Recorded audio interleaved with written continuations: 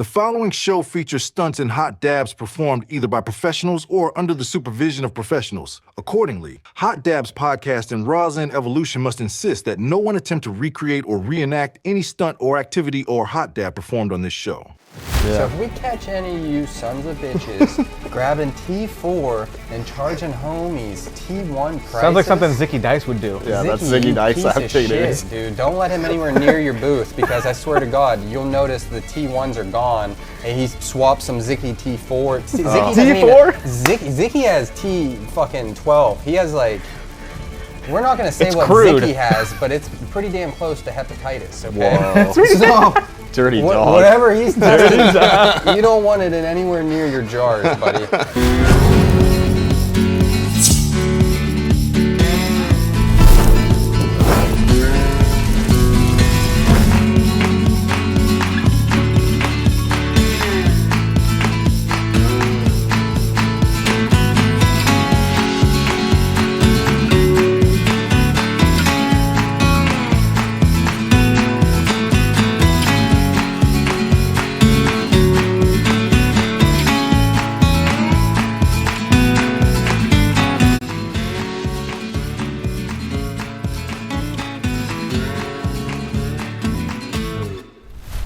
Welcome back to Hot Dabs. This is a show with hot takes and even hotter rippers. I'm your host, Hashavelli, joined as always by Dr. Darby. Yes, the real Darby, not the clone. And today we have a very special guest because we are joined live in the studio by award-winning hash maker, Happy Hashcat. It's good, my guys. How are y'all? Thanks for coming, Graham. Thanks for having me, bro. We appreciate you coming through. This isn't your first time in the studio, but this is the first time that we're shedding the limelight on the brand that is Happy Hashcat. Where did it get its name? Where did all your newfound glory come from? You've been running it up, top 3, top 1, winner here, winner there. We're gonna go into the details of how you started your brand, what started this journey, and everything else. Darby, how we feeling today? I'm super hyped to hear the story. I've been a big fan of the brand for a while, and nice to see him get those extra acclamations that he deserves from all the hard work he's been putting in. By the way, guys, Darby is not the glass blower either. I know some of you still have it. I don't blow glass, dog. Like, that's Darby Holmes. I'm Matt Darby. Two different Darbys. We'll keep his government out of this, but this is the Darby that rips the dabs, doesn't make them. But today we're going to be talking about somebody who does. So without further ado, for the first dab of the show, we usually like to start out at 575 degrees. How's that sound to you? Sounds good. That's about what I normally would take my dabs at. Pretty normal. All right. First dab, 575.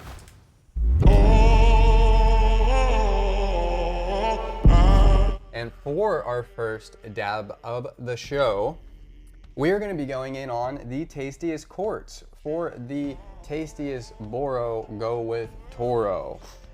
American made over there in New York. The innovation that he has created when it comes to the function of rigs and nails is unmatched. So for our first dab of the day, we're going to be going in on the Toro nails. I'm going to be using a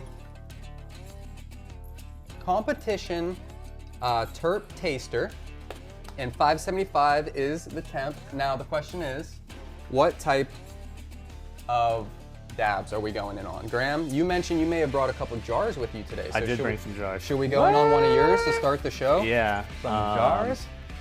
Why don't we start with the rock candy from Mendoza? Whoa. Really good stuff. If you guys don't know Mendoza by now, you're probably living under a rock because this dude just keeps running it up, winning competitions left and right with sun-grown material, organically cultivated in Mendocino County. So this is going to be a treat. Let's bust that open.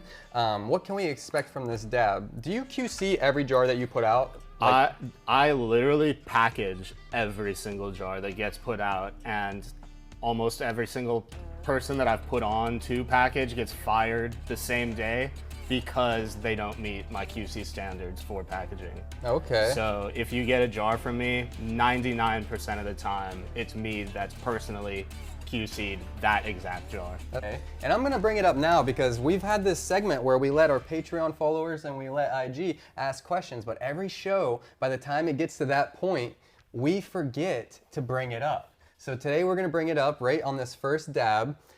I had a question from Instagram. One person wants to know, how many sets of hands does it take from you to the consumer when it comes to one of your jars? Not including a broker? I don't know. He just said hands. So that's what I was thinking too. I was like, if you're in Florida, which he is, Yeah. I was like, how many fucking people have to get it to there? Yeah. Maybe he just means out the door from you. Yeah. I would say like into rep and broker's hands, it's literally me and 2 other people that are involved with my team. And my second employee just moved to the East Coast. So I'm in the process of flying him back and forth, and he'll sleep at my spot for a few days at a time and then just get back to it, fly back to the East Coast. And like, there's a trust factor involved with a lot of it. And kind of what you said, the people that actually care up until that finish line process, like, it's so hard to find them.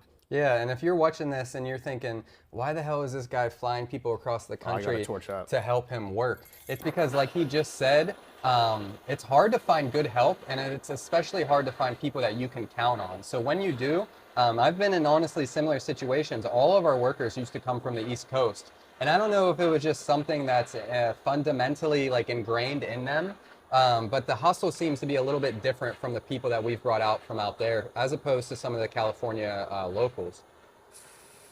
I think it's if you haven't been raised around it being legal, it's not as coveted of an experience, and all of a sudden they get out here and they're like really appreciative for the situation that they've been blessed with, whereas everyone else out here is like, oh no, I could just go to a shop and get the same thing, and it's like, no, it's not the same. Yeah. That's a good point, Darby. I never thought about it because coming from Pennsylvania, it was illegal, so our appreciation for just being out here was always deepened, you know? Yeah. I remember going on road trips once we even moved out here.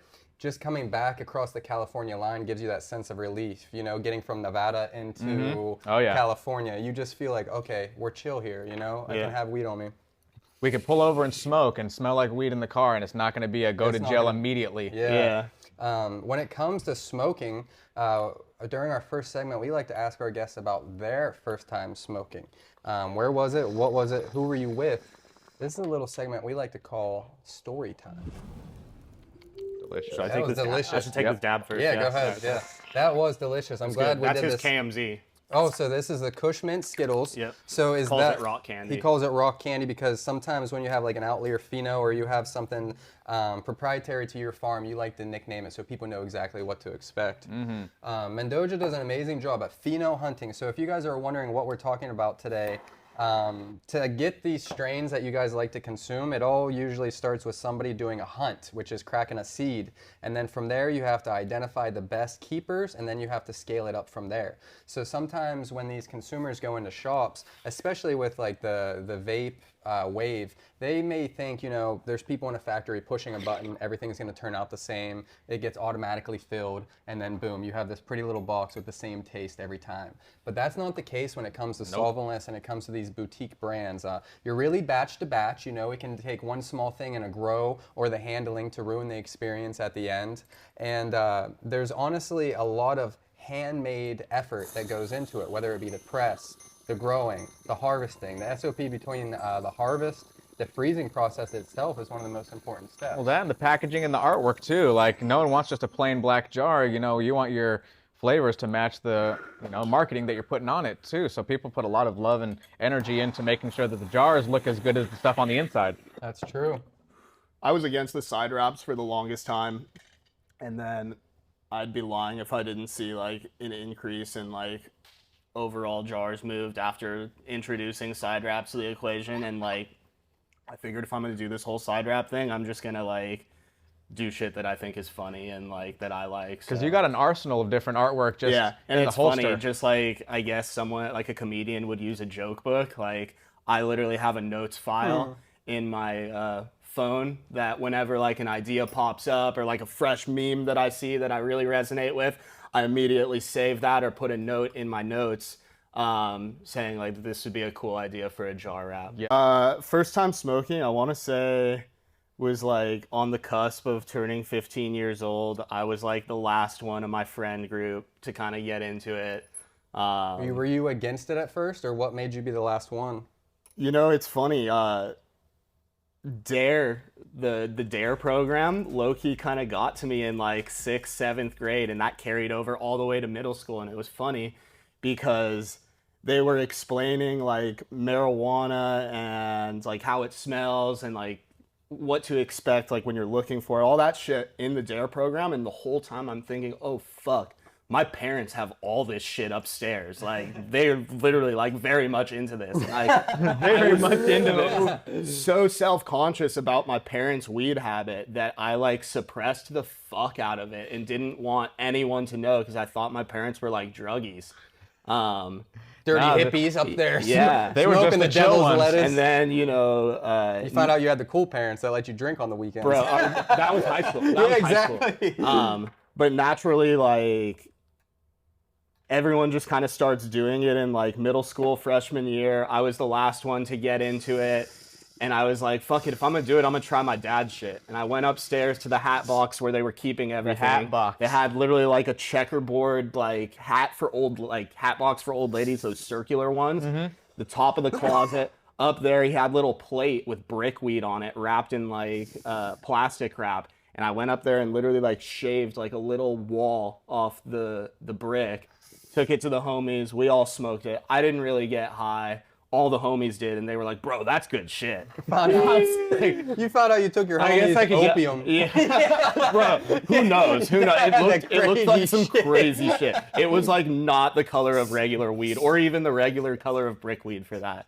But Acapulco Gold, straight from CD 420. yeah, the homies started asking if I could go get more of that, so like, I went back to the hat box, kept kind of shaving off a little bit, and like, the second time I got really stoned, and it was like, I'm gonna do this like every day for the rest of my fucking life.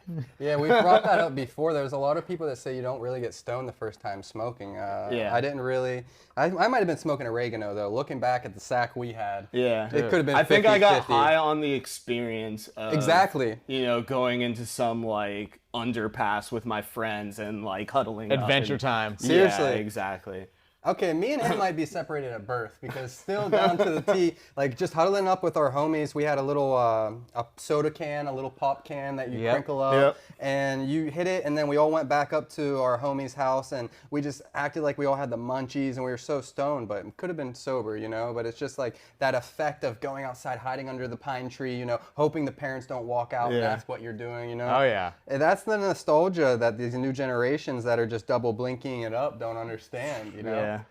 You wake up with a fucking vape in your mouth and they don't realize that sometimes, you know, we had to ride a bike 2 miles uphill both ways In the snow. just to smoke a bowl, and you had to use the sun to light it. Yeah. And if it Rub wasn't, your hands if in it grass wasn't to not sunny that smell day, like you're fucked. weed. Oh, yeah, you're done. But no, it's amazing to see the evolution. So how long was it after you smoked for the first time that you started to realize, hey, I kind of like this shit? You know, DARE might have been lying to me.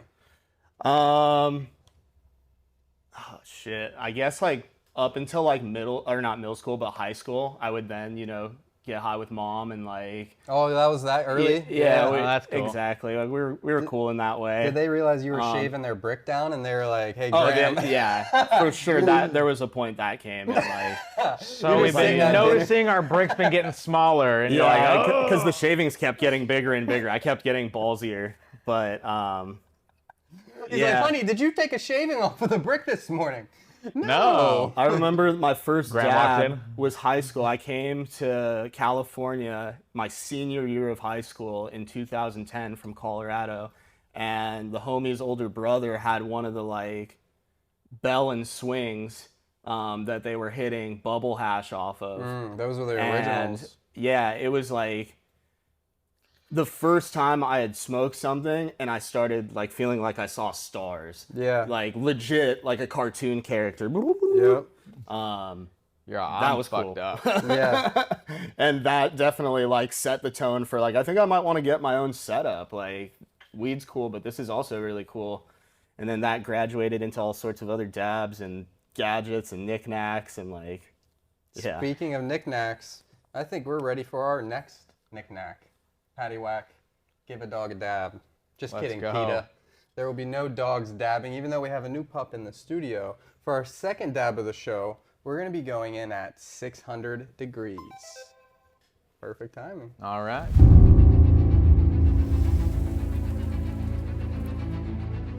For our second dab of the show, What should we do for a second dab of the show?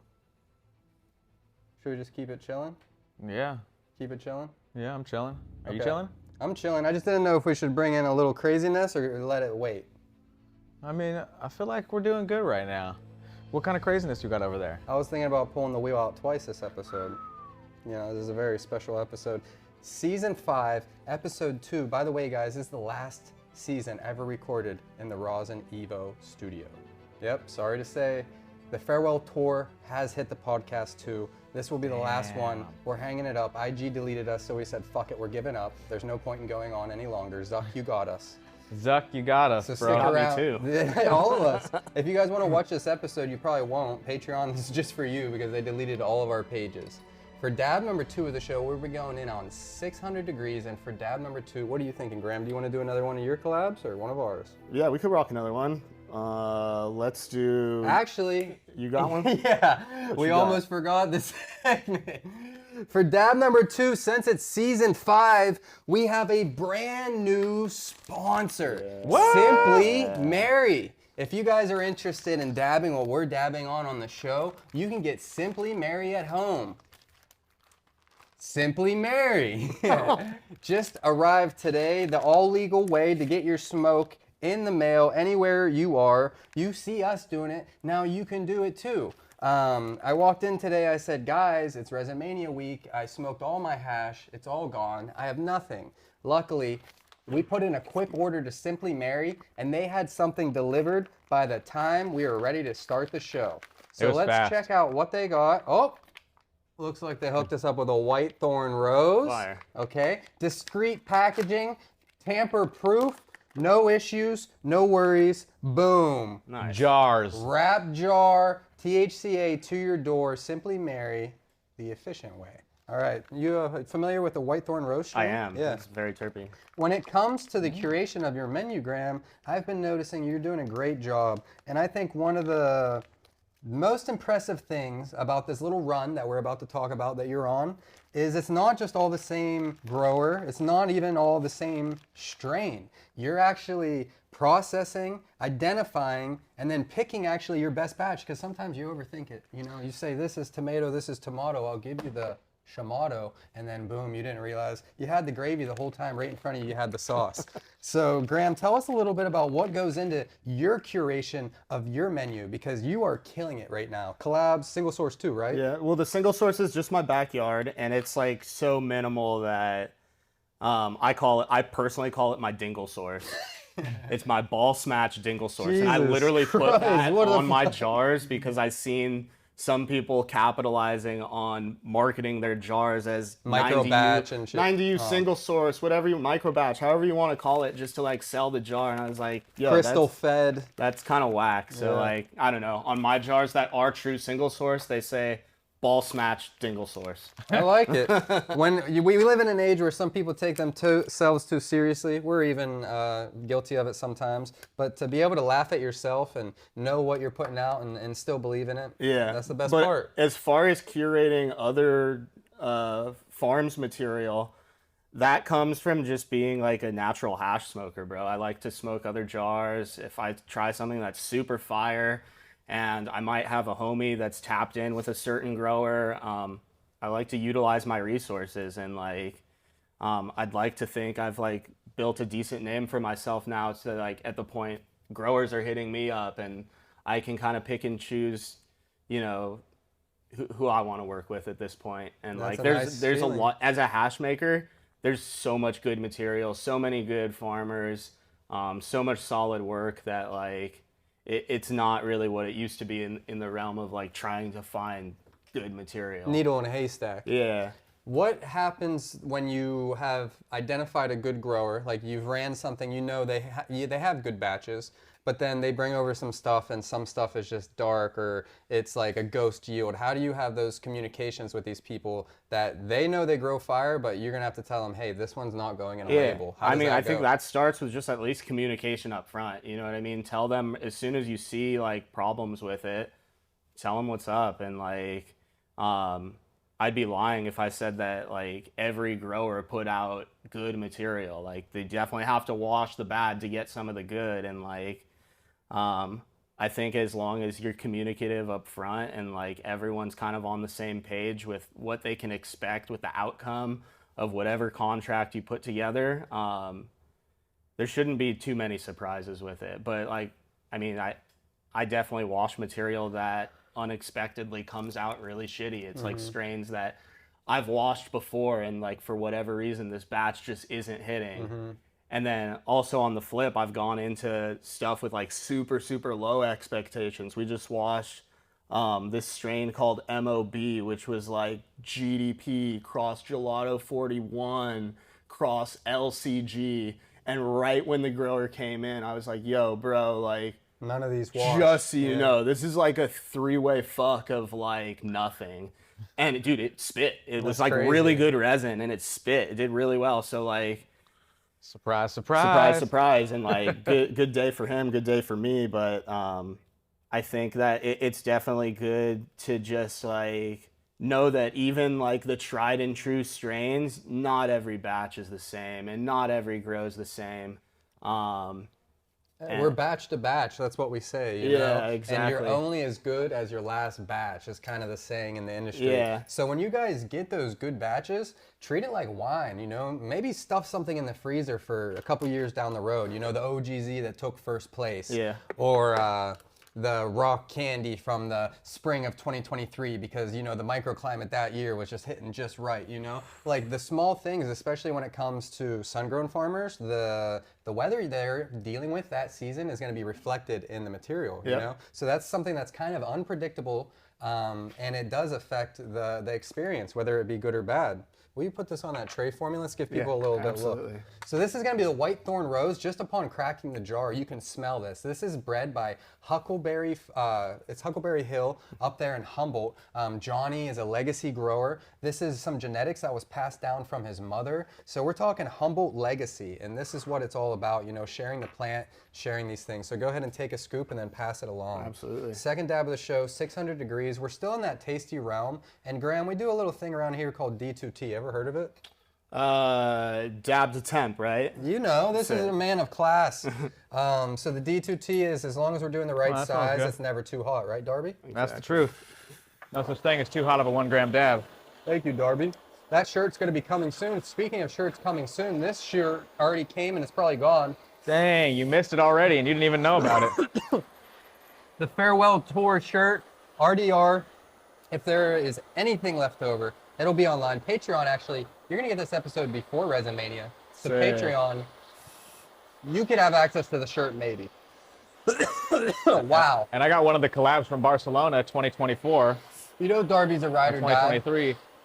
Darby was out there in Spain. People were trying to place RDR orders. I'm all right. It'll be there in 2 weeks. They're still waiting. They're still waiting. Darby may not be going back to Spain. Appreciate next you year. guys. I'll see you on the other side next year. No. Germany, though, we may be seeing you Berlin this summer. Stay tuned. Merry Berlin, baby. All right, overall impressions from this White Thorn Rose. This is the Simply Mary hash brand of hash rosin. Really smooth, really good taste. If you guys are familiar, the White Thorn Rose is one of the most unique new strains in the market. When you do pheno hunting like we've talked about, you try to find these unicorns, these outlier terps that kind of change the game. You know, Skittles 10 years ago, 12 years ago, GMO, the papaya, Chem D, and back in the day, OGs, you know? There's just certain strains that really change things. It reminds me of a drop cherry, but a soft, cakey version, not like the sharp, pungent version. An actual more cherry instead of just the trop. Like it Yeah, actually it's has, not as orangey and tangy as it's normal. not at all. It's more of No. like the cherry, like Luden's cough drop. Yep. It's good. The color, not crazy white, but you don't always need super white hash. Sometimes that can be a sign of fire, but it's sometimes premature. Premature. That's a strain just like Moroccan peaches that just like it's a kind of a darker color resin. the pigmentation naturally. of it, yeah. Same thing goes with obviously trop. That's going to give you that straight like wine color in the wash, you know, maroon. When it comes to the colors of cannabis that you deal with, is there anything that kind of off-puts you when it comes to QC? If something is darker but has awesome taste, will you still put it out knowing the consumer is smart enough to realize, hey, just because it's not white doesn't mean it's not going to be good? What's your stance? So I tier my stuff. So color can kind of factor into the tiers. Typically, like the platinum level, which is my highest tier, if it's any darker shade of color, even if it's the most fire Moroccan peaches you've ever had, it's not going to fit the platinum level. And that's just because platinum has certain criteria for you. Almost like when you judge a competition and we have the boxes that we're judging, you're judging your own jars off of that, and you have a certain level for the platinum that it has to check every box. We're talking the Lamborghini dealership. Damn dragon. On the Toro slide over there, that's the 2024 nail of the year. This is the XXL version. Cloud hard, Right? my guy. Just fucking He just fogger. left us in the dust. That's good Dude. white Thorn. It is. It's good, right? Yeah, it's good. Yeah, this is no bullshit. We're going to give honest reviews on the show. Just because they're a sponsor doesn't mean we're going to lie and say it's great, but that's honestly a really good offering of the White Thorn Rose. But it's hard to not love this strain because, like we were saying, the genetics are like one of those unicorn things that when they come along, it's just like, whoa, it'll impress most people. Yeah. Let's get back to, though, your standards for your QC. Where did you decide to do the tiered system, and how many tiers do you like to incorporate? So I have 4 tiers. Holy There's shit. Tier 3 through 1. That's where like most of the stuff is gonna fall. Tier 3 is like considered the budget level. Do you still package it? I do. It's packaged with wraps, and that's low-key kind of become a catch-22 for me. Because it's a lot of work. It's a lot of work, and honestly, it's kind of like Watering down the brand? Yeah, 100%, bro. It's bred like budget clients that only fit that budget, which is totally fine. There's nothing wrong with like scoring the jars that are, you know, fitting your price budget. But at the end of the day, like if that's all you're grabbing and that's all you're showing your homies, it can kind of leave a negative connotation for my brand, which is what I've seen from some people that might send me a picture of like, yo, like I got this, wasn't really hitting, and I'm like, look, it's like, fuck, it was a tier 3 jar. Like, Does it say the tier on the side? Or people just get it doesn't. in the menu? Yeah. So doesn't. maybe that's something to consider, you know? sure. Because I completely agree with you. Right on top. I was low-key 3. thinking about just phasing out the tier 2 and tier 3 and just having tier 1 and platinum. Because now you've won so many awards that people hear Happy Hashcat and they're assuming it's I all want them like- to try the good Exactly, jars. yeah. They're expecting something, you know. yeah. It's becoming synonymous with that high, like luxury brand. You know? Yeah, exactly. But I've had that tier system for like over a few years now. So like it. This is a unique perspective into the mind of a maker because Yeah. some of you sitting at home, you only have access to a certain budget. So if a brand eliminates these tiers, you may be really bummed out. But what you have to realize is they're trying to look out for the value of themselves. So they don't want people to maybe take advantage, scoop the low tier, and try to sell them off as, you know, the luxurious, Yeah. you know? What do Yep. you think about maybe starting a different brand or just like a color-coded process that really separates them? What do you think? I think you'll that's go? smart. Yeah. I do have a sub brand right now for my 160U to 180U. I pull that separately. If it meets QC for that brand, then it's called Fatheads. That's It's cool. literally the fatheads that are being pulled from the hash. Yeah. And that does really well. And those are in like 4-gram jars. You ever notice that some strains actually the big heads are some of the most fire shit? for sure. And you have to include it sometimes. Yeah, sometimes. Not 180, but like 120 yeah, for sure. 120 to 150 Yeah. is definitely like a lot of 150 heads and our like GMO is a raunchy one. Garlic juice, obviously another cross, but those big heads get raunchier and have some good taste. you know? Yeah, and it's funny for the meltdown. I placed first place in that competition, and I entered in 70U and 120U mixed together with no 90U whatsoever in the mix because I had pulled that 90U separately and used it for Ego Clash. And when I was QCing the batches, when I was trying the 90U by itself, the one that I used for Ego, I was like, damn, this stuff is so good. It looks incredible. Dab's so clean, but it's lacking flavor for whatever reason. And then I would hit the 70-120 and I'd be like, damn, this one tastes so much better, but I don't know, like, You didn't want to do it because you're like, didn't the want to 90 do it should because it's be not better. the 90. Yeah, exactly.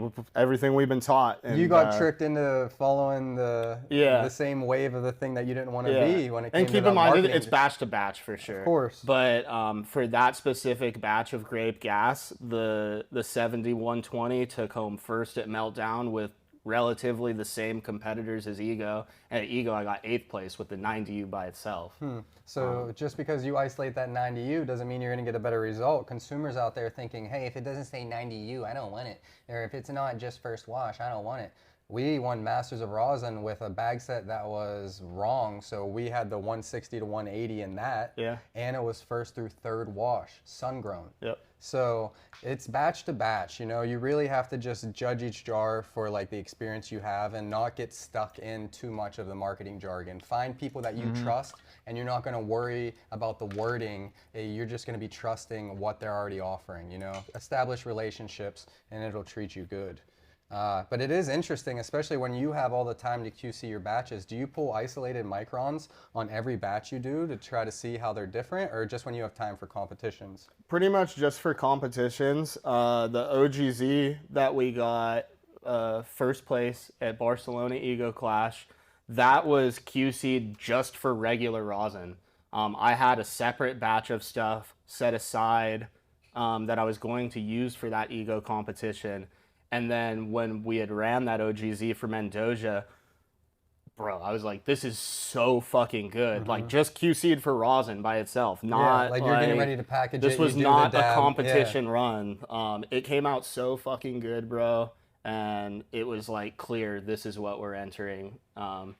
It's cool when the that. jars make the decision for you, because Yeah. sometimes you can overthink it and you may choose a jar that doesn't perform as well at the table, because that's almost the luck of the draw, unless you really know everybody at the table, is knowing what their bias is going to be that day. You know, you may get a table that hates Skittles, and if you entered a Fire Z, they're just not going to vote it well. Or you may end up on a table like that Grape Gas had a run like 2 years ago where it was constantly placing, but then it kind of fell simmered away. down. And then you brought that back, you know. So some people may think, oh, Grape Gas, the hype is over. But it's just, the judgment in competition is almost just as important as like the level of craftsmanship that went into creating it. Yeah. I like to Strategy. say it's any dog's day. The same exact Grape Gas that won the meltdown and did the 8th at Ego. I did Dab Right NorCal, and I got 3rd, but I got beat out by like Donnie Burger, and it was phenomenal. Donnie Burger, I no heard hate about on that. it. Yeah, that was a but- weird situation. Though. That was a weird situation. Yeah, I mean it's any dog's day is Yeah. really how it goes down in these things, and like just bring your best stuff to the table. The more competitions that you compete in, you really kind of get an eye and an idea for what's winning these things. When the I more you first put yourself out there. totally, dude, when I first started doing them, I had a whole different idea of what was good resin. Yeah. And the more, I'll say the same exact thing, because we've been invited to judge a couple competitions. So even when we don't compete, we've had access to seeing the pool of competitors and actually seeing, okay, what impresses me as a person that's just sitting down and seeing blind numbers, 1 through blah. I don't know who anybody is. I'm just experiencing jar after jar. What really stands out to me and what sticks with me when I go through, a week of judging, or if you have one day, there's different elements to every competition, but the more you get out there and learn, the better that you can prepare yourself. But still, that element of luck of like, it's any dog's day, That's true. Yeah. right, Darby? Yeah, and I've seen some random stuff win. Like he said, the Donnie Burger took first that one time, Yeah. and you're like, all right, like it doesn't win on the exotic scale, but if everything else is a But 9, in that competition, there was no exotic category. So Okay. if you look at how the competitions are voted and judged before you go into it, That's you can actually definitely- put yourself at an advantage. Like you can't think of all of them like how Ego's judged, because Yeah. I That's feel true. like Ego's the only one that uses that exotic category. I interesting. think honestly, yeah, it may be one of the only ones still And using exotic is so subjective. It is super subjective. It's just if you've pretty much like tried it a lot or not. Yeah, Like if you can exactly. identify Yeah. it or not. And like, And it makes sense in a category for like, the most elite terps in the world or all these competitions that are going on. But if you don't have that in there, it's definitely going to change the bias on flavors. Yeah, Sure. I feel like that is the most subjective part of it. But also in the smoking jacket, they do have like one category out of like the 10 that allows some subjectivity to it. So I guess, yeah, pay attention to how the scorecard is when you're entering a competition. Ask ahead of time if you haven't done it before, and that can help you kind of pick an entry. Yeah. Speaking of what getting high feels like, I've been ripping a couple bonus dabs. I noticed that. Over I here. saw that. What temp was that one? Little dealer's choice. Oh, Random number generator. we just let that one rip. Speaking of let one rip, I think it's time for our third dab of the show. What do you guys think? I think that's a perfect time for that. Run it. For our third dab of the show, we're going to be going in at 650 degrees.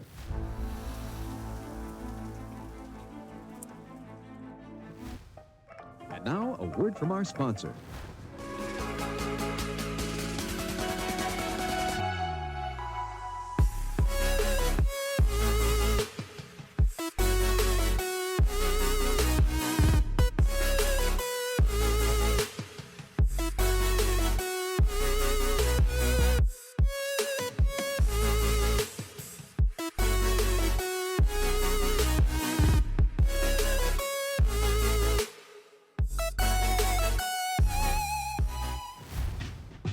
What brand do you really trust for all your stuff? Resin Evolution, from everything from their wash bags to their whipping tools. Dang, they got all that stuff? They do. Ooh, baby. Wash bags, Wash bags, parchment paper, parchment paper, whipping tools, whipping tools, rosin bags, rosin bags, no blowouts. all bags. Every bag size. Resin Evolution. Squish it all. Got him.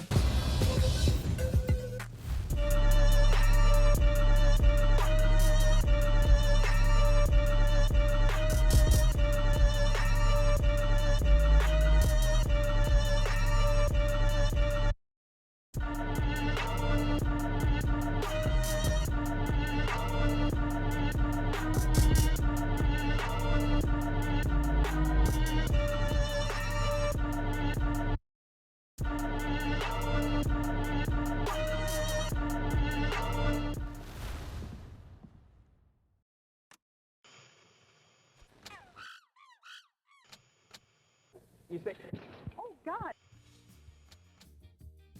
Do you love taking dabs with friends, but hate cleaning your banger the old-fashioned way? Are Q-tips alone just not cutting it? Does burning your leftovers take way too long? Introducing the Banger Basket with all new tab technology. So simple to use, even you can do it. Simply open your basket, pour in your alcohol, dip your banger, and voila! You're ready for another dab in an instant. Leaving you and all your friends happy, healthy, and ready for your next dab. Get yours today at www.saveyourbanger.com. You know what that means, right? I think I do know what it means. Do you know what it means, Darby? Darby, by the way, how are we getting all these nails so clean after every dab today? Tell us a little bit about what we got going on over here. I mean, if you're new to the scene, glob mops. If you've been around a while, glob mops. They have all the different cotton swabs that you need for all different sizes. They got pointy ones with bamboo sticks for those corners of the bangers. They got the slurper mops made specifically in collaboration with Toro, the best Boro. Engineered by Toro. And if you say these backwards, it's actually Spalm Rail Per Uls. Yep. So Tell your friends, and now you can watch it in reverse and know what the heck we're talking about. for this next dab of the show, everybody already knows we like to do a little segment we like to call Fresh Off the Press. Oh, shit. So I think we already know the answer to this because you are one of the few people that have brought their own material. So like Master Ball Melts, today we may have the second ever maker, smoker, owner, player, coach, Jackie Moon of this shit, Happy Hashcat. Everybody love everybody. We're gonna turn around to this low temp plate. We got heated up to 180 degrees back here. These are the 3x5 inch? 3x5 inch anodized plates, low temp plates. We have the digital readout scale so we know what the top and bottom is gonna be reading at for that precision squish. We're gonna be using Rosin Evo 25 micron, double bagged, bulletproof bag tech. The bulletproof tech. No blowouts, no whammies. And we're gonna be using 55-pound parchment paper. So Graham, you brought a little bit of something from your stash, didn't you? I did. So tell us a little bit about what we have here today. I brought a little melt to squeeze out from Mendoza. It's the tractor fuel. Nice. Super gas, super potent. And what's the cross on that? Gas pedal OG, Yeah, Skittles. gas pedal OG and Skittles, exactly. The reason why everybody may be familiar with Mendoza is because he is one of the few cultivators that can actually scale up his quality. So you may see collaborations with Graham, us, other brands, but it's not somebody that, you know, sometimes you'll see a maker, they have like A material and then B material. And you'll go try to reach out in collaboration because of a reputation they've built, but then maybe, you know, if you're not somebody that's been working with them for a long time, you get the B material or the lower tier. Mendoza's a guy that it's just all A material. Yeah. And it's really up to the makers to just do their best with it. And then that's why you see his name so many times on these podiums, is because he's really doing it to a scale where he can put it out there and people have access to it. Yeah. True story. You're definitely right. So you brought some of his stuff here today. You have an amazing curated menu. This tractor fuel, is it going to be a specific micron you mentioned? This is going to be the 70 through 120U with 90 included. This is just pulled into a 70 bag. Okay. Nice. And when it comes to your pools, do you keep any melt? Do you guys do melt, or are you mostly rosin? The melt will just be for head stash for now. I've found it kind of hard to introduce the logistics of like transportation for melt, making sure the brokers keep it right. Everyone says they want it until the batch is done, and then like... It's crazy how that happens, right? Yeah, exactly. I think it's rare for me to have batches like that Mendoza stuff where like the melt immediately... The melt that I pulled for rosin, for my rosin QC, it made the QC for melt as well. That's super rare. So like I didn't have to wash it for melt, if that makes sense. Yeah, there's a different process that some people do when they want to pull specifically melt. Maybe they'll do less minutes on the first spin, or there'll be lighter agitation. Yeah. Some people only wash with 2 fingers. And I mean, all of Mendoza's stuff, we did a little bit of a like specialty. For the melt? Just for his stuff in general. Overall. It was a little bit lighter agitation. What's your outlook on that? Do you think working with high quality material requires that kind of lighter hand, or do you think fire material doesn't have to be babied? It was mainly because it was kind of my first time working with Bro, and I just really wanted like the best outcome possible. I'd never worked with his resin before. It's kind of the same thing that we did with this MOB that just came in that surprisingly did really well. We just did like a little lighter on the spin, little less time. But aside from that, it's QC that's gonna go for my rosin batches. It's not like I'm doing like a 2-minute spin and then.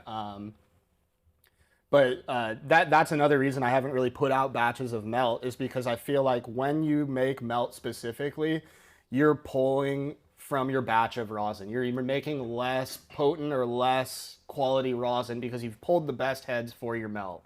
So unless you have that rare circumstance where like, yo, this whole entire batch of melt that we have here that we were going to press, we could just package it as melt.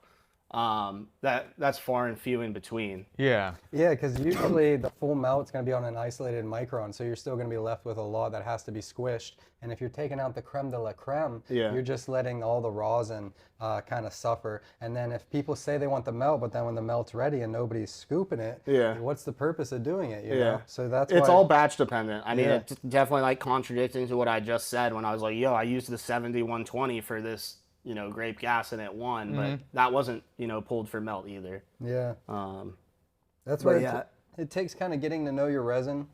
But yeah, the consumer, if you guys want the melt, you got to stick with it when you ask for it. And if you are asking for melt, just realize that if you want that melt from a processor, their rosin will not be the same as somebody that keeps all the melt in that rosin. I feel like there's a little bit of an entitlement that has come with the influx of consumers, and they don't really realize like how much goes into the melt and the rosin production. And I feel like they want to complain. So if you're not showing the grow or you're not showing the melt before you squish it, they all want to think that there's something you're hiding. Yeah. But they may not just realize, you know, one, everything's getting flagged online, so it's tough to post flower pics. 2, if you prefer personally rosin, you may not care to release melt because you know you want to include all the melt in your rosin personally, you know? Yeah. So there's a lot of reasons why brands do different things. So try not to judge one brand for not doing it the same as another one. Just go Yeah. out and have your own experience. Some brands don't want to intentionally lower the quality of their rosin, and it could be as simple as that. And some brands love melt so much that they want to make sure they put it out, and they'll go to a higher degree to make sure their reps handle it well, and that's all amazing. They may enjoy that experience more, but Bless your heart. bless your heart. Speaking of blessing hearts, Graham's about to bless our hearts because he's about to press some of this Let's go. Mendoza Farms. So What's the text? Should this I- is going to be a tricky Yeah. thing. Someone heat up for I me, think or- start pressing and I'll heat up for you. Okay. Yeah, and then I'll hand it to you, and then we'll just all kind of jump in line. Mike? Oh, you're good. Just be careful. So you'll have enough slack to get over there. Does he? Here, go on this side. Oh, yep. You good? You can just pull it out of your pocket and have it hang on the ground too. Yeah, do that. Yeah, because then you'll have all the slack. All right, cool. All right, that works. Back in the game. So, So this is a Storm and Norm. If you guys didn't know, Graham also has a glass gallery. He's a collector of fine art goods, especially a functional glass collection. So this is actually a collaboration between Mike Gong, and Storm and Norm. These are called orbs. They're one of the rarest rigs when it comes to functional glass. And you may not realize it, but they're actually very, very valuable. I know some people that aren't in the glass scene may not understand the prices behind some pieces, but if you're a head that likes to get high out of art and see it on the reg, these pieces are worth a lot, almost invaluable to some. Wouldn't you say, Graham? oh yeah, for sure. Can you tell us a little bit about where you got this rig at? Some trapped out birthday party. Little diamond in the rough. To be perfectly honest with you. I gotta reset this. When it comes to your pressing technique, do you do anything outside of the norm? Or is it kind of like the standard, like low temp press, directional flow? I mean, I feel like there's a million ways to skin the cat, bro, and I see everyone doing it a little differently. But yeah, for sure, like directional flow. I like to do these, like what I like to call diapers. Diaper tech, baby. Okay, tell us Yeah. about this diaper tech. Is this something like, what did you call it? Your dandy tickler or some shit? What were you doing in the backyard? Oh, the dingle sword. No. Dingle sword. Oh shit, that ripped on me. Oh, calm down there, killer. I might are need the hash big- hands right My there. hands are expanding. Can we get another glove? At least you're using gloves. Tony Hawk usually comes through here and just bare hands the hell out of the hash. Here we Yeah. go. Tony Hawk is in the building. If you guys are wondering where the cacao is at, we're single sourcing the cacao today. Dang. So what is this diaper tech that you do? So it's just like it's how I do my directional flow. Okay. I put the parchment, or not the parchment, the rosin bag folded up into like a little parchment diaper. And what's the purpose of having the parchment in the other parchment?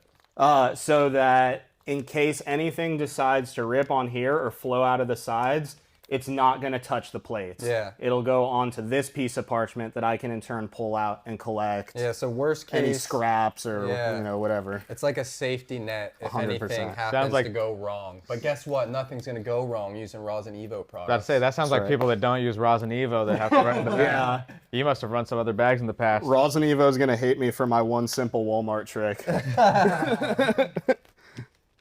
Corporations hate this man for one little secret. We're going to tell you. We're going to tell you how to reuse your rosin bags for the rest of your life. One bag for the rest of your life. You never need to replace it. Okay. My phone is going to die. Oh, do we have the DJI? Will you hand me that, Darby? There you go. Thank you. That's good. These are the baby plates.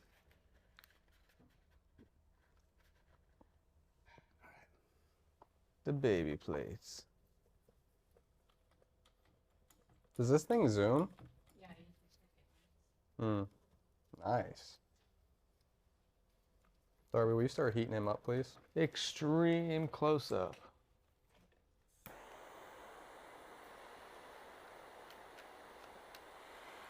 So this tractor fuel we're going to be pressing today, like we said, is Mendoza. This is sun-grown material in Mendocino County, the southern tip of the Emerald Triangle, renowned for creating some of, if not the best, sun-grown resin in the world.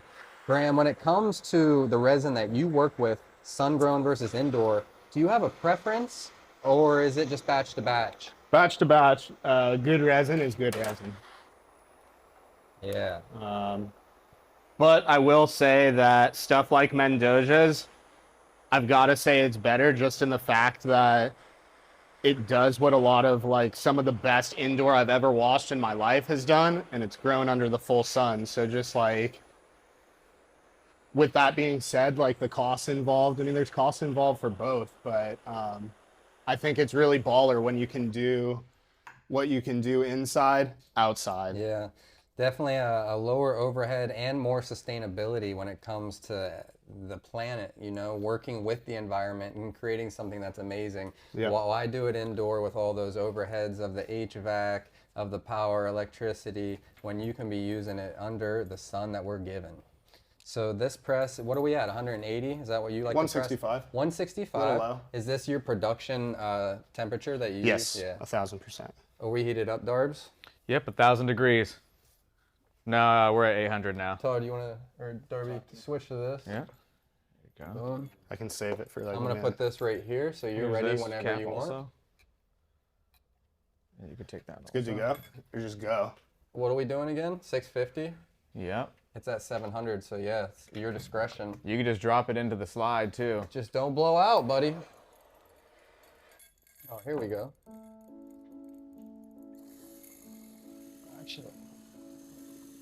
There we go. Just pumping and dabbing and ripping and slurping and sliding. Holy shit, it's just going straight into the bad boy. Holy shit. Dog! Oh my god. We've never seen this technique before. No, this is new. This is Yosemite Falls. This is Duh. Happy Hashcat Falls. Dog, this is crazy. It's just going. You just did a 10-gram dab. This may be the biggest dab of all time. All right, I'm gonna come in and hit the baby falls. I'm boogie boarding on top. Get up in there. I'm boogie boarding Get up on in top there, of big it.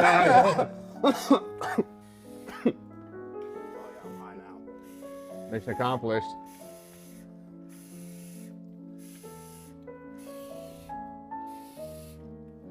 What about you? You want to hit Hash Falls? I'm not heated up. Damn it. Let's go. Hash Falls. He said, what about you? You want to hit Hash Falls? Who's going to be a man that says no to that? No real man, if you ask me. Is this your nail? It is. It's not a Toro. It's all right, but can he use it? Yeah. Here's this. This is you. Be careful. Damn, that worked pretty good. That worked awesome. That was the first time we've seen that technique, buddy. Where we at? Anything's possible on the Hot Dabs podcast. 900. Except going to season 6, because this is it, guys. This is the last season we're doing, live from the Resin Evo studio. It's all over after this farewell tour. Thanks for joining us. Boom.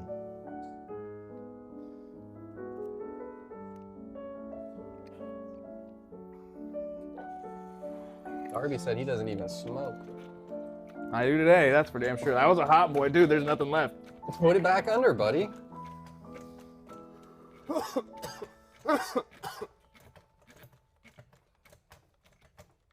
There you go. Fuck. Nothing in it. Dog, this was a hot one. It had the beads cooking for like the past hour. That thing's been on the email. It was like 880 when I looked at it. Do you ever think that people buy just based off of the labels? 1,000%, unfortunately. 1,000%. If that ain't a true story, I don't know what is. That, I mean, when we were talking about the tier 3 problem, bro, sometimes people were buying some of the like tier 3 jars that were, you know, budget jars in my eye, and like, who knows what happens when it goes through XYZ brokers' hands and like, you know, it's 5 times upcharged at that point. And now they're paying, you know, for the label, but it's not the quality jar they want. It's like, oh shit. Now everyone knows there's tiers. Yeah. You know? I mean, a lot of people have known, but I feel Yeah. like I haven't put it on the jars, so like that's Well, probably we're going to smart. correct that. Yeah. Going forward, you guys are either going to have a different colorway or you're going to have a little code on the side, a little patch, and it's going to say the tier. So Yeah. if we catch any of you sons of bitches grabbing T4 and charging homies T1 prices. Sounds like something Zicky Dice would do. Yeah, that's Zicky, Ziggy you Dice. piece I'm of taking it. shit, dude. Don't let him anywhere near your booth because I swear to God, you'll notice the T1s are gone. And he swapped some Zicky T4. Zicky doesn't even- T4? Zicky has T fucking 12. He has like. We're not going to say It's what crude. Zicky has, but it's pretty damn close to hepatitis, okay? So, Dirty dog. whatever he's testing, you don't want it in anywhere near your jars, buddy. So anyway, shit. any of you brokers like Ziggy Dice out there thinking you're going to keep doing this tier swap? We figured it out today. No more T1s under the eyeballs. We're going to let everybody know in transparency what you're working with when it comes to the Happy Hash Cat. Now, I know a lot of you are probably saying, Happy Hash Cat, I'm more of a dog guy myself. Where's the name Happy Hash Cat come from? Okay, so Happy Hash Cat was started because my glass page kept getting taken down because I was posting hash porn. I was posting pictures of like the best jars I was smoking at the time. And the IG was super important to me at that time. So I was like, if I'm gonna post hash, I'm gonna do it on a whole separate page. I had a cat that died last year, RIP. But Cushy Cat was like super fucking cool cat, bro. Push Cat. And he would always chill with all the rigs and like Get some smoke. he was a hash cat from fucking birth, bro. Hash so like cat existed. I made the Happy Hash Cat page to post hash porn essentially. And So it started it as was a named hobby. after Cushy Cat. That's amazing. So he's gonna live forever, and now you put a bunch of awards on his name. Yeah, for real, Dang, bro. And they Cushy sit Cat. Brought a lot right of next to a prestige. picture of him and shit too. That's beautiful. So if you guys are out there and you're wondering, you know, how do I make this transition from being an enthusiast, you know, if you're just smoking right now, but you're actually really passionate about it and you want to take your hobby to the next level. That's an important question. How did you become from a glass connoisseur, a consumer, a connoisseur, to somebody that decided to make it yourself? How did that transition go? So fresh out of high school, I started trimming for a dispensary that was paying me like $10 under the table, $10 an hour. That's not good. Yeah, dude, I had no idea. This like is that back people when were, people are getting hundreds of pounds. Yeah, dude, exactly. I Yeah, didn't this even is know when that people- was a thing yeah. that people were getting paid by the Yeah. pound. I just wanted to like work for the dispo so bad as He's like, look how much weed there is. a lost boy. Just let me touch it. Lost boy fresh out of high school and like started trimming for this spot. That blossomed into like a bud tending gig, which blossomed into like management for the dispo. Then they had me doing all the buys and like So you legit have done every job from Literally the start. from the ground that's up. a and real. they were a Prop 215 dispensary. They still are. They're still mom and pop, no investors. They're really cool people. What is it? You want to shout them out? I'll shout them out. They're called Hayes Dispensary in Okay. San Jose. So you're out from the Hayes. Bay? I am from the Bay, yeah. Putting people on game. Since 2010. But Okay. yeah, I guess you could say I'm from the Bay now. Yeah, 15 years. It's crazy. 2010. Holy shit. That's when I graduated. But yeah, smoking all the hash was at the already old by dispo, and I would use all my like side money to buy homies hash, which was, you know, like traditional market hash, which that's all there was at the time. You could not go into a dispo and buy like good rosin. And I was trying my best as the buyer for that dispensary to curate what I could, which at the time I think was just like Calia and 710. And we were, at that time, I don't know if they still are, I haven't been there for a minute, but we were like the hub for 710 in San Jose. you were like the heady spot where people knew you could get some good hash? Kind of. There was another spot that had it too that sold it at a lower ticket than us, and I think they were kind of the spot. But we were for sure like one of the spots you could go. They were still making their money though. I think that was kind of That's no good. What was that? where me and the owners of that spot kind of had a little bit of a separation because they saw the bread and butter in pre-rolls and house vapes, where, you know, you could just buy liters of distillate, fill in-house vapes using your own license and brand them. And same thing with the pre-rolls. You could go buy bags of sugar trim from some distro and then brand your own pre-rolls. And the owners of that dispo really saw that as their bread and butter. And it's like, yo, you're kind of spending a lot of money on this like rosin that isn't really like meeting margins. You know, like we should probably slow down on that. And yeah. It's a niche market. That's definitely where the industry went. If you look at the numbers, it's all disposable vapes and pre-rolls. And it's usually the cheapest variety of the two. And even though the hype you may see a lot around solventless and rosin, the mass majority of people aren't consuming it on the regular. And it's definitely not the same on the bottom very lines. niche for sure. It's Yeah, super it's like niche. the 0.1% of the industry is really, you know, the heady rosin boys looking for something amazing to smoke out of and, you know, the best hash in the world. Yeah. Because, you know, like a lot of people get so fucking high when they smoke anything. They're like, yo, I couldn't smoke that. There's still people that are like, I can't do dabs. And you're like, What do you do to reach new consumers? Do you just kind of stay in your lane and let people find you? Or do you do something to like actively appeal to people that may not realize why they should be spending the more money on this craft product? I mean, at this point, I think like cherry picking the right events to do, being present at like some of these cool things that are going on in like our hash community that eyes are already on. Hot Dabs, Resin Mania, which is happening. That's going to be a lit event. It's gonna be lit. Literally, Zicky Dice may be caught on fire, to be determined. we already paid for the insurance.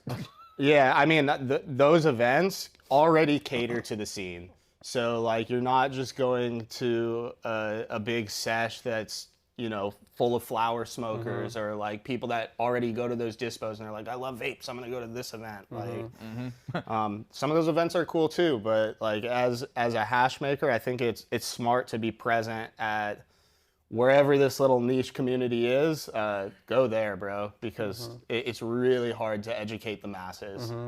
Yeah, and sometimes I know a lot of you out there may be like antisocial or like you may get anxiety around big groups of people, but if you're somebody that enjoys this content, you'll probably feel at home if you come to one of these sessions because you're going to be around a bunch of people that have similar passions. Same vibe. And you may learn something from them and they may learn something from you because everything is done a little bit differently like we've talked about, but it's all kind of done in the same manner of which we're honoring the plant, you know, especially this solventless stuff. Hopefully you care about the plant and you respect the quality level. That's why you're doing it the solventless way. More plant figures. Less public figures. Brand Let's new go. sign. Shout out. Southpaw, dude. I'm so stoned I almost forgot his name. You know what else is the spice of life? Another hot dab, right, Mark? Hot. Mark coming through Resimania with the Filipino food. This Friday, look out. It's gonna be so fire. Patreon. Lumpia's gonna be there? Oh yeah. Lumpia. I love lumpia. Boom. All right, for this next dab, the fourth dab of the show, we're going to be going in at 700 degrees.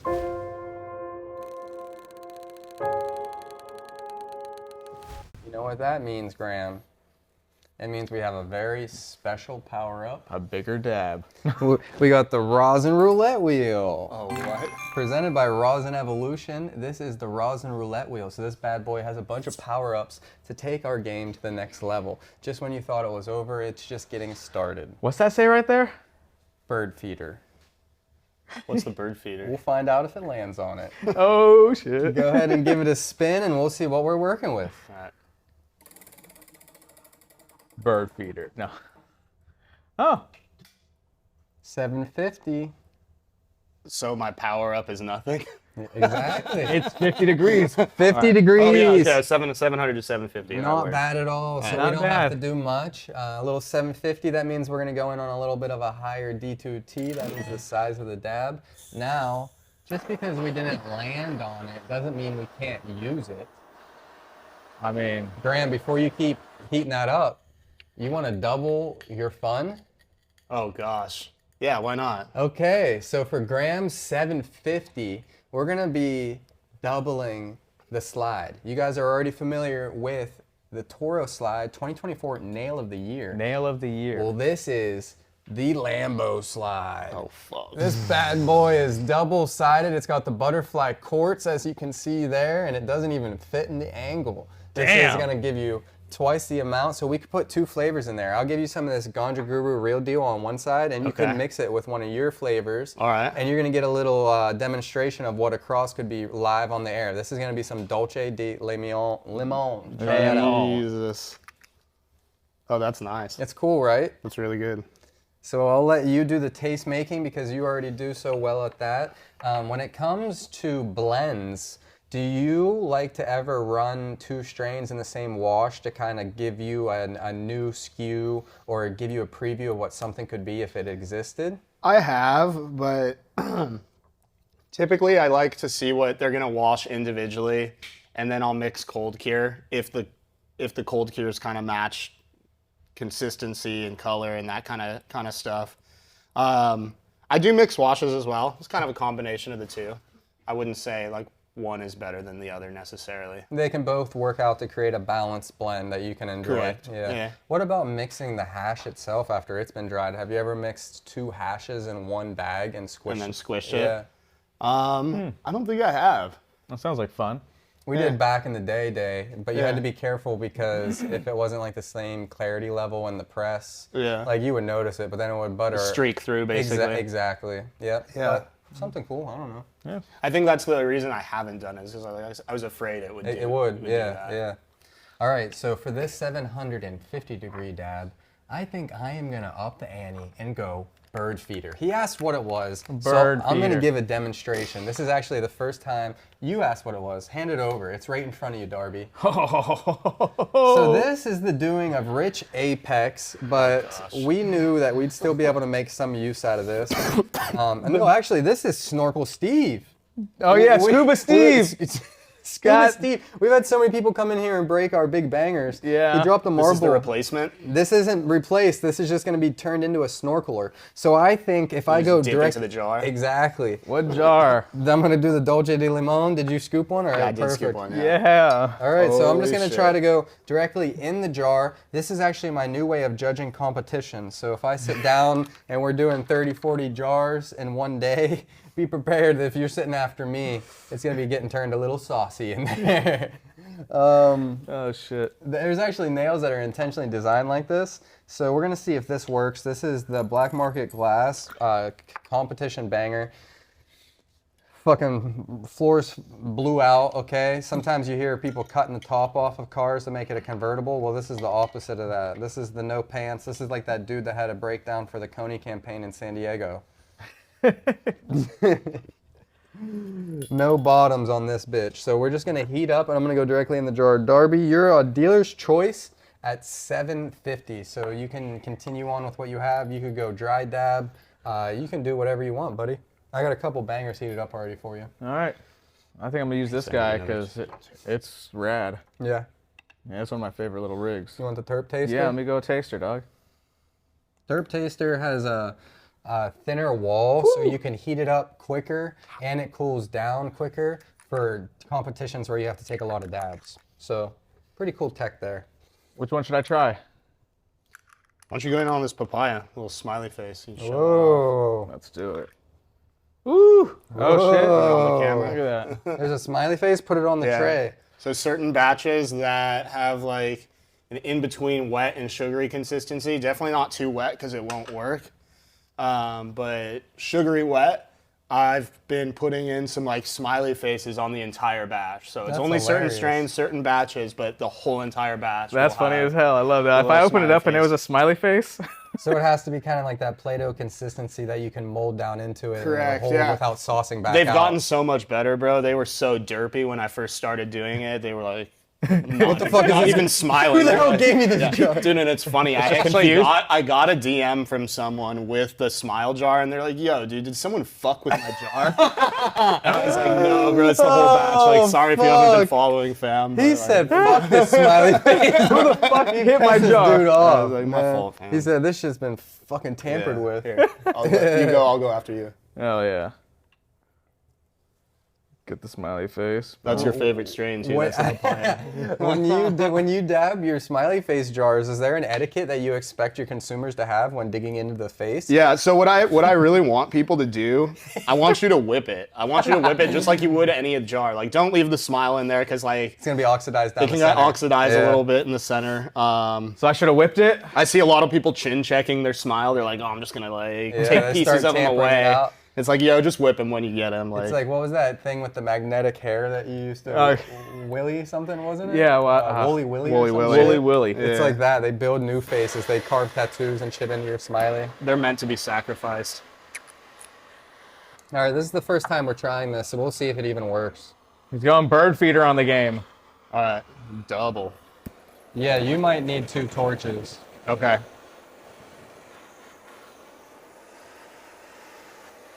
I'm gonna be fucked up after this. Is that how that burn got on the table right there? I'm glad. Yeah, it is from one of us. I'm glad Zicky found his flight because I would not be booking shit after this. No. I'd be flying Zicky to Alaska.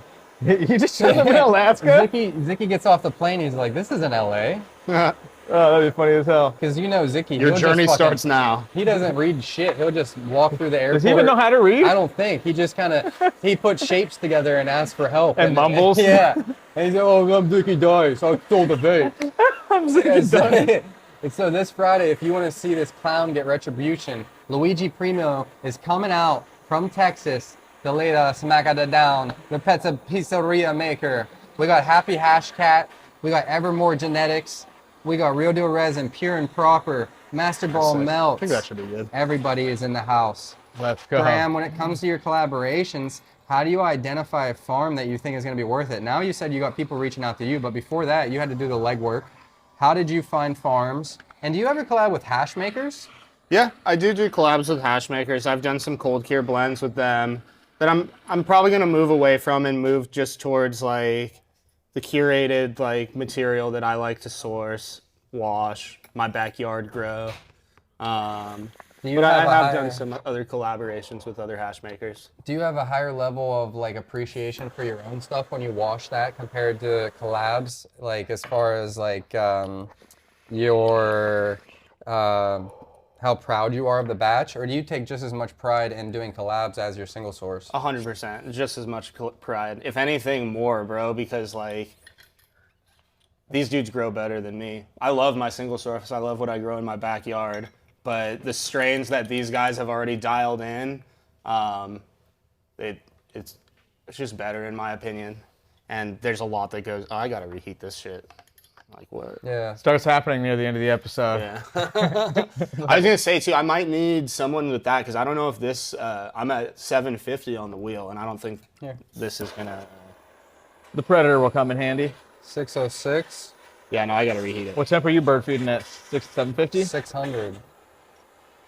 750, huh? It's not gonna catch fire, is it? No. What temp does it start Like catching fire? 950-ish. Oh, really?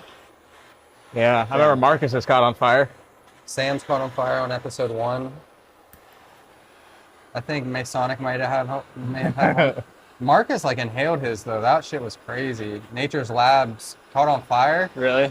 But he like inhaled it and then blew it out, and then he took another one at 900. Oh my god. He's crazy. Yeah, that's wild. All right. After Dustin gave him acid. Yeah. All right, everyone. Bird feeders on deck.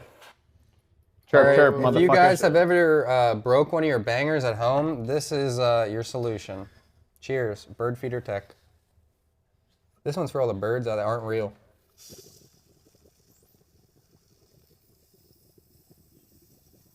Dang. It is. That worked pretty good. It did.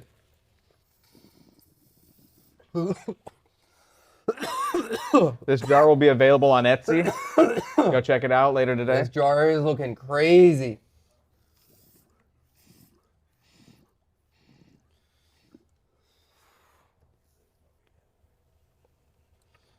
Look at As this. soon as this Reverse thing carb reads. cap.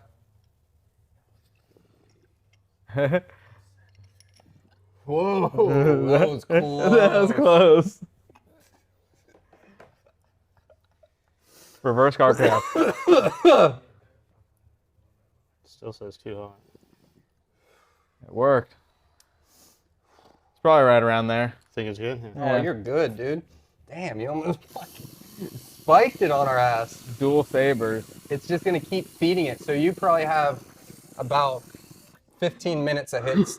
It's not a race. You don't need to hyperventilate. But He's crushing this whole There's gotta table. be It's more. his fucking box in here now.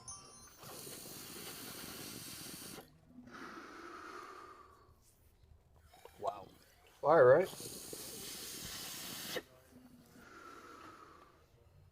Oh my God. Darby, can I see your phone? Will you take a video of this?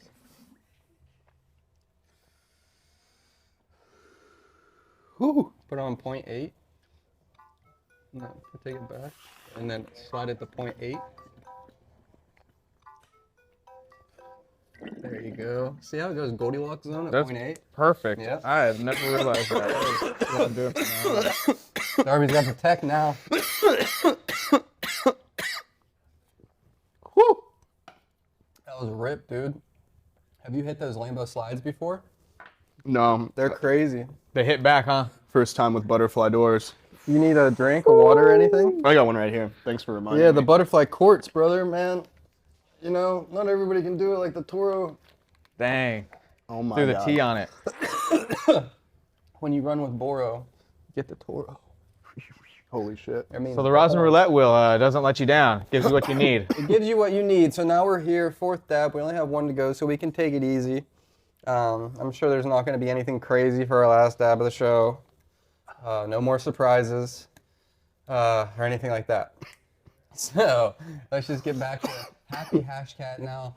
Did we ever answer how you transitioned from being a consumer and a connoisseur to a maker? Did we?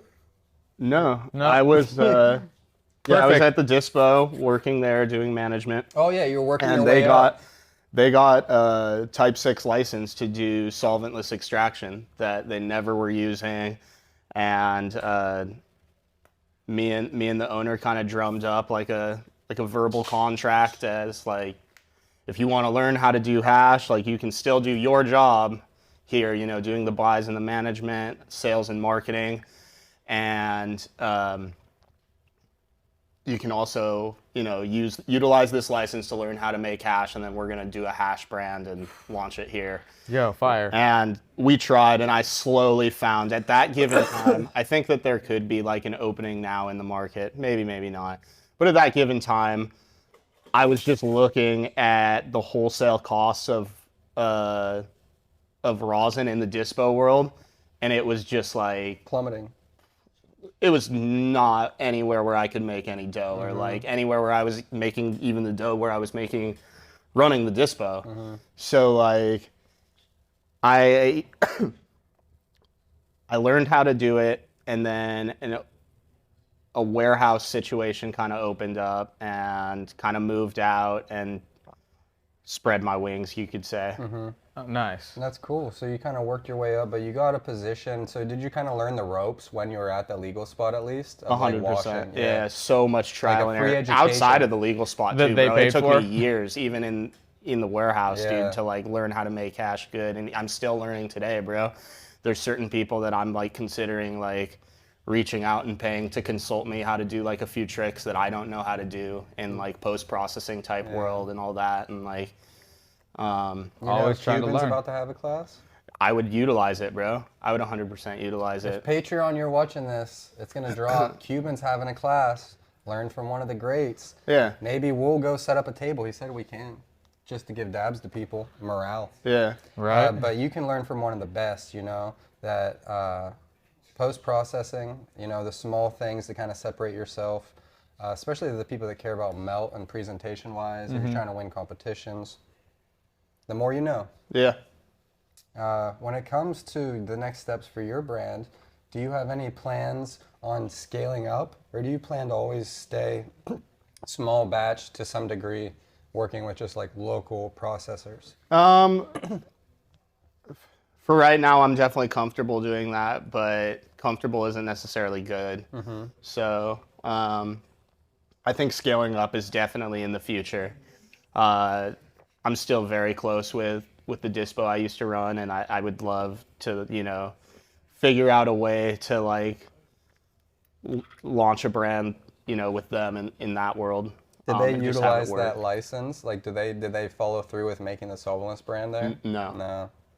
Well, that door still can be opened, it seems. Yeah. Yeah. It doesn't sound like a bad idea, you know, getting that legal money and Yeah. getting those paychecks is You know, you already learned what you needed to do. You got a good the brand. SOP to apply now. Exactly.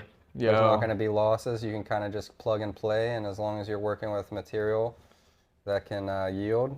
See, that's one thing we've talked about a few times, and you talked about it. When you have genetics coming in, it's not always just the quality of the grower. It's also like their curation of genetics, because it's the structure of heads and even specific phenotypes, you know, that you have to try to find.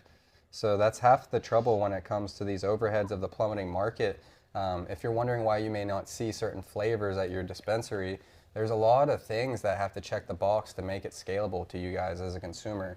And if they're competing against $10 grams of rosin, it's tough when you have boutique genetics. So when you get access to boutique genetics, you know, try to have some appreciation, especially stuff like this. This OGZ is phenomenal. Yeah. This was one of my favorites. I picked in the Masters of Rosin for like just a blind guess choice.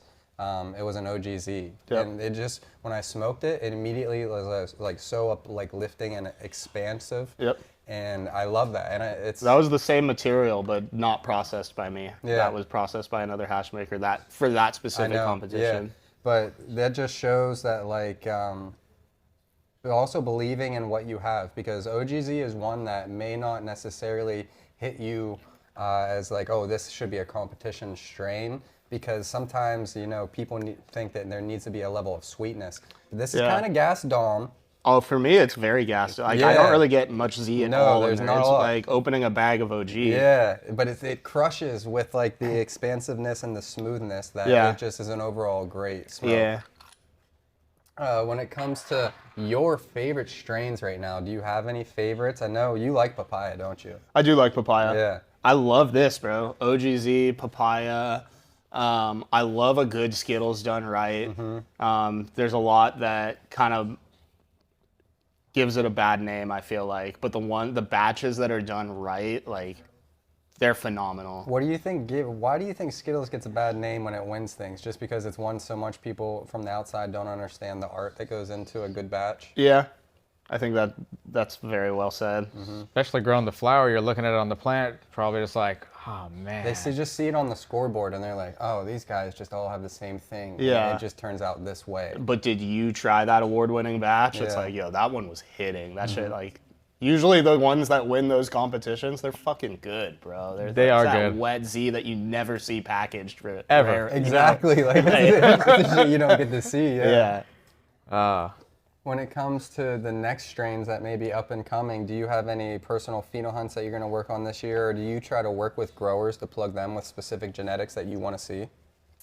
So this year for my backyard run, I'm gonna do a little bit of a pheno hunt. I got some cool beans from my homie Kevin. It's about terps in Switzerland.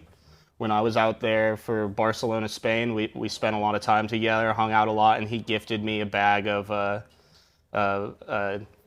super boof beans that are literally, I saw the finished hash that he had. It was phenomenal. Is it a cross? It looked and smelled identical to the Z-Boof. Like, Really? dude, literally. I was like, bro, this is like the Fire. super boof everybody wants, bro. Was it like purple too? 100%. Yeah. Very purple. Nice. Hell yeah. That's And, beautiful, man. Across the world. Yeah, I'm gonna Switzerland, I'm gonna okay. do those beans. I do pink GMO every year. This will be my third year doing that, and that's genetics that the dispensary that I used to run, way. they've held for a long time. I think you can probably get those cuts from them. They sell No clones way. there.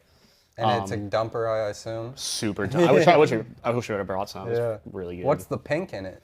The pink is more from the resin, bro. The resin kind of gave off a pink hue every time we washed it. That's so we just interesting. named it pink GMO. That's cool. It's just GMO. Yeah.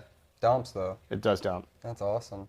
Yeah, people still love that stuff, you know? As much good as you try to get GMOs, away from fucking it. great. Try to get away from wrap jars, couldn't do it. You know, you gotta accept it. Try to get away from GMO, papaya. Nope, can't do it. People said slurpers weren't cool in the beginning. Yeah, that's true. Look at them now. That's true. Yeah, that's Yeah. true. They took a few years to like Yeah. really catch on. Yeah. Shout out to Hawaii boys that really forged the trail. All right, it's time to forge our trail to destiny. Last season ever, hot dabs. Last dab of this episode of that season. Damn. 750 degrees. We just did one.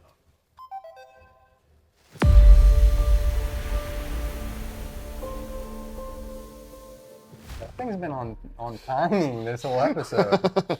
All right, 750-degree dab. You ready? Yeah. All right. For our 750-degree dab, we usually go in on the competition bangers. So if you want, pull out the competition banger. Okay. We'll Which see one's how that? high you can pull the pillar up. Well, we have the 6-inch or we have the 8-inch. Whoa. Shit, let's go big. Go big or go home, right? Okay. Do we have a pillar for this bad boy? We also have the Toro Supersonic Banger too. That's not a competition. That one will just fuck you up. Oh my god. I know, right? Yeah, you're throwing all these options at me. Like, It's a do you want sight to to get see. fucked up or do you want to get fucked up? Like, how fucked up do you want fucked up to be? Let's go all competition. Got the tackle box? All competition. And since it's our last dab of the show, should Whoa. we triple mickle? Yeah. I mean, Should we triple mickle? I'm down for a triple nickel. What time is it? 137. Distilled? We'll triple mickle. It's mickle time. All right, quick intermission. Patreon. We gotta fill this bad boy Are up. we all hitting? I really thought about that. I don't know. It's at 8:50. We can start it out. We'll see how we go. We in? Yeah, we'll start it out.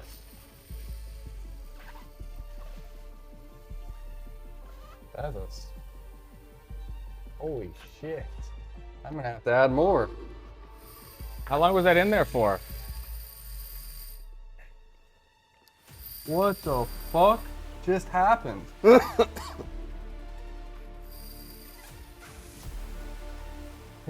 Just Graham's getting all the wax. He smokes it all. His name ain't Graham for no reason. Damn, I was an only child. I'm not good at sharing. That's remarkable. Baxter, I'm not even mad. That's impressive. Impressive. And you ate a whole wheel of cheese? You know I don't speak Spanish.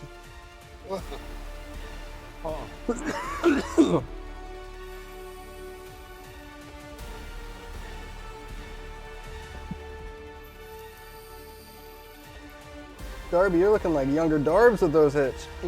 Oh, this is no small feat. Triple Mick, not for the faint of heart. With the fucking big ass kick. You guys good? Yeah. Woo! Thank you, Scotty Mickle. All right. Well, we did it, guys. Boom. That was solid. And that was the point of the show, where we're pretty much too stoned to really have a deep conversation. So we kind of just put her out in our last segment that is entitled, in which we're still looking for a title, a new title. Working title. It's a working title. 5 seasons. High self-portraits. So this is the part of the show where we're too high to talk, so we're just going to show how we're feeling, inside, outside, any side. We got crayons. Just show the world exactly how you feel. There was not a lot I could do with the wax, but I'm gonna attempt to make something work.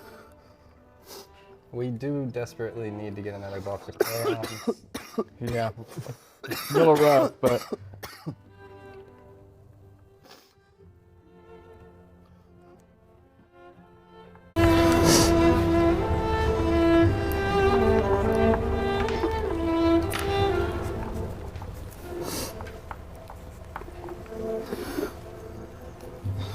Just let it flow. Damn, so did Darby. Now you guys are making me feel like, what the fuck? Darby did a full-on animation. This one's probably gonna get picked up by Disney. Like, they're starting to pay off because Hot Dabs LLC is getting all this because it's going on the Etsy, guys. Guess what? Darby's been blowing up, currently at 1.5 million appraisal value on the street. If you guys pick up any Darby originals, they're still Darby originals. Even though we haven't confirmed if he's real or not, the price of the paintings will not budge. We will not budge on the painting prices. He could be Banksy and it just hasn't come out yet. You guys need to invest now while it's low. Danksy. Whoa. All right, guys, you need to calm it down. We need to wrap up this episode. I'll show what I did. Hey, what do you got over there? I went an interesting route. I got the The bumblebee? yeah. So first of all, if you guys are wondering, oh, he's not really going to incorporate that into the design, is he? Zoom in. Come on, Mark. Let's go. Who are we working for? Against each other or for each other? Let's go. Thank you. And then why is the guy under there saying no? You're okay. You're going to see that now. Right now, Mark, work your way over to the other side. We're going to start on the other side. We're going to tell a story. Okay, now zoom. First of all, we're the Happy Hot Hash Cat. So this is the Hot Dabs Happy Hash Cat collab. Boom, centered. So at the bottom, we got me and Graham down here. Zoom in, Mark, over here. Come on, zoom in. There you go. Is that the real Darby?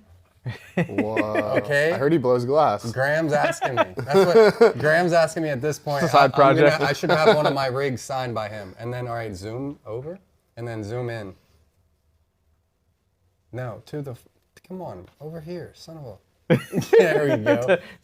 To not real Darby. No. No. So confirmation and B dropping honey, so it's all real. Yeah. Boom. All right, what do you got over here, Darby? Okay. I got 3 people sitting in front of a bunch of fire jars with jar wraps on the side. Whoa. And a giant press in the back with hash waterfall all over it. Whoa. Hash waterfall, incredible feat. Now let me ask you something. Zoom in on the hash jars. Mark, come on, let's work together. Why are there 3 people but 4 jars? What's the metaphor here? What's it mean?